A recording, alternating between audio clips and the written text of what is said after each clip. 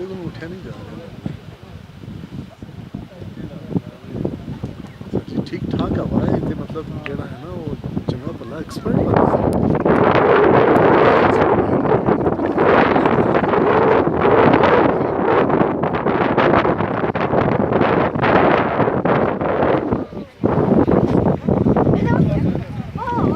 ਠੀਕ ਠਾਕ ਆਈ ਨਹੀਂ